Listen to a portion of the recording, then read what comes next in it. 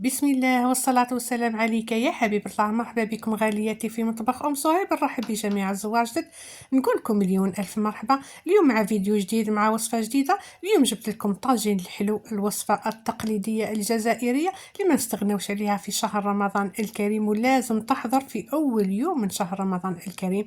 بالفواكه الجافة بشباح الصفراء. جبتها لكم بمقادير مضبوطة، غير بكيلة صغيرة فقط.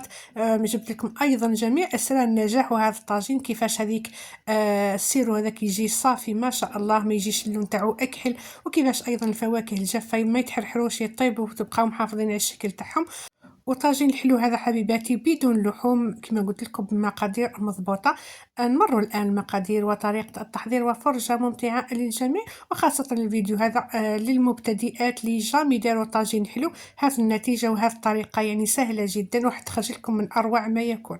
لاحظوا اخواتي هذيك الصوص نتاعها او هذاك السيرو كيفاش يجي خاثر ويجي ما شاء الله اللون تاعو اصفر. نبداو على بركه الله.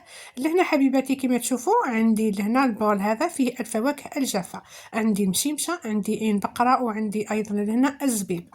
هذه الكيله راح تقابلها نصف كيله تاع سكر. شوفوا انا الكيله تاعي ماشي معمره، كي تكون الكيله تاعكم معمره مليح ديروا لها كيله الا ربع تاع سكر، وكي تكون ناقصه كيما تشوفوا ناقصه اسبوع يعني راح ديروا غير نصف كيله فقط تاع سكر. يعني ما تكثروش السكر بزاف باش الطاجين تاعكم ما يجيكمش حلو بزاف. لهنا راح نحي عين بقره وحدها، وراح نخلي الزبيب ومشيمشه وحدهم، وراح نشمخهم في الماء السخون يغلي كما تشوفوا هكذا. هكذا يطراو لي شويه، وايضا يتغسلوا مليح. راح نغسلهم من مره الى مرتين حتى يتنحى هذاك الشوائب كامل، يكونوا في العين بقره ويكونوا في الزبيب وايضا في هذيك المشيمشه. عين بقره كي تكون من النوعيه الجيده تغسليها مره مرتين خلاص يبقى الماء تاعها صافي. نشمخوهم مده 5 دقائق ونرجعوا ليهم. لهنا نمروا الان لهنا حبيباتي للسيرو. عندي هذيك نصف الكيله تاع السكر، راح تقابلها لهنا 2 كيلات تاع الماء هكذا كما تشوفوا. اذا كما قلت لكم انا عندي لهنا 2 كيلات تاع الماء مع هذيك الكيله تاع السكر. نحطهم لهنا في الطنجره تاعي، راح نزيد لهم لهنا نصف ملعقه كبيره تاع زبده. واذا درتو كيله كبيره، انا درت غير كيله صغيره فقط، درت لهنا نصف ملعقه. وانتم الا كان ديروا كيله كبيره ديروا ملعقه مملوءه. عندنا راح نكهو ونسم هذاك الطاجين تاعي بالقرفه والقرنفل. لاحظوا لهنا انا حطيت القرفه عود، وهذاك القرنفل راح نحيلو هذاك الشابو تاعو اللي يكون فيه باش المرقه تاعي ما تجينيش يعني كحله. يعني هذا الحيله حبيباتي لازم تديوها بعين الاعتبار بهذا الشكل. الان نحط الطنجره تاعي على النار ونخليها تغلي. هذه الشربات هذه او الصلصه هذه تغلي مده 10 دقائق. بعد ذلك لهنا نعود للفواكه الجافه تاعي بعد ما شمختهم 7 دقائق. لاحظوا كيفاش بقاو محافظين على اللون تاعهم، يعني ما تلقوش هذيك الكحوليه. لاحظوا يعني هذا دليل على انه عين بقره راهي من النوعيه الجيده. بعد مرور لهنا 10 دقائق راح نحط لهنا الزبيب وهذيك المشيمشه ونغطي عليهم ونزيد نخليهم يغليو مده 10 دقائق. بعد ذلك نكمل العين. دائما العين بقرة ما تحطوهاش مع الزبيب والمشيمشة حتى يطيبوا شوية، لأنه هما يطولوا شوية في الطياب ماشي كيما عين بقرة بالخف الطيب هكذا، باش ما تتحرحش معاكم وما تذوبش معاكم في الصوص تاع الطاجين الحلو. هنا كي فاتت 10 دقائق على هذيك المشيمشه والزبيب، زدت لهنا العين بقره ونزيد نغطي عليها ونزيد نخليها تطيب من 7 دقائق الى 10 دقائق مره اخرى. وبهذاك الوقت يكون يعني الصلصه تاعي بدات تعقد. لاحظوا لهنا غالياتي، وكتاش تعرفوا انه الطاجين تاعكم راهو طاب. كيما تشوفوا لهنا هذيك العين كيفاش تنفخت، لاحظوا راهي طابت لهنا. هذا هو دليل على انه طابت. لاحظوا كاش تنفخت ورجعت كي البالون هكذا. وهذيك ايضا الصلصه او الصوص يعني بدا يدير في هذيك المبابل هذوك الكبار. لاحظوا هنا في كي توصل لهذه المرحله خلاص راهو الصوص نتاعكم راهو طاب. لهنا كي تهزوه راهو يبان لكم خفيف، ولكن يعني كي يبرد راهو يعقد. لاحظوا كي يدير هذاك المبابل هذوك البقالات هذوك الكبار كيما هكا. في هذه المرحله انا راح نزيد لنا شبح الصفراء اللي عندي انا جبتها من المجمد يعني نص ساعه من قبل.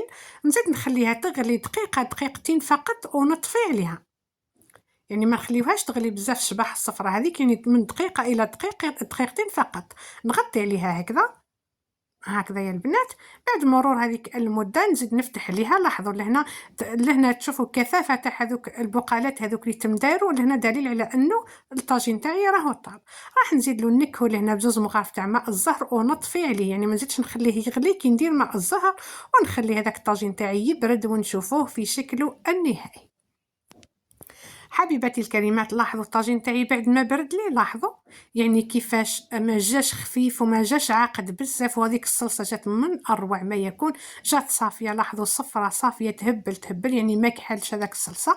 وايضا الفواكه الجافه لكن ما تلاحظوا كيما راهم يعني ما تحرحروا ما ذابوا ما والو. راح جبت لهنا صحن التقديم وراح نسقي معاكم. لاحظوا غالياتي يعني راني نسقي فيها لهنا.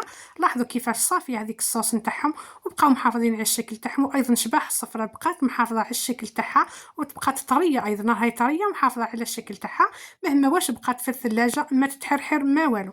طاجين الحلو هذا تاعكم تقدروا يعني تخدموه في النهار الاول تاع شهر رمضان الكريم، راح يبقى لكم يعني في الثلاجه كل نهار جبدوه بالكميه وسخنوه فقط، راه ما يفسد ما والو. نتمنى غالياتي طريقتي عجبتكم وان شاء الله تستفادوا منها وتجربوها. جبتها لكم طاجين الحلو الاعراس على طريقتي الخاصه لشهر رمضان الكريم. ان شاء الله تعجبكم هذه الوصفه، وما تنسوناش غالياتي بجمل الفيديو بارطاج مع احبابكم واصدقائكم، ونقول لكم مع السلامه في امان الله تعالى. نتلاقاو ان شاء الله في فيديو قادم مع وصفه جديده. ولهنا راح نعطيلكم حبيباتي كيفاش هذيك الصوص هذيك جات صافيه ما شاء الله، وجات خاثره يعني ما جاتش عاقده بزاف وما جاتش ميها. هذه هي. نتمنى الطريقه تاعي تعجبكم وتجربوها، ونقول اللهم بلغنا رمضان لا فاقدين ولا مفقودين، وربي يخليه مبروك علينا ان شاء الله نصوموه بالصحه والهنا.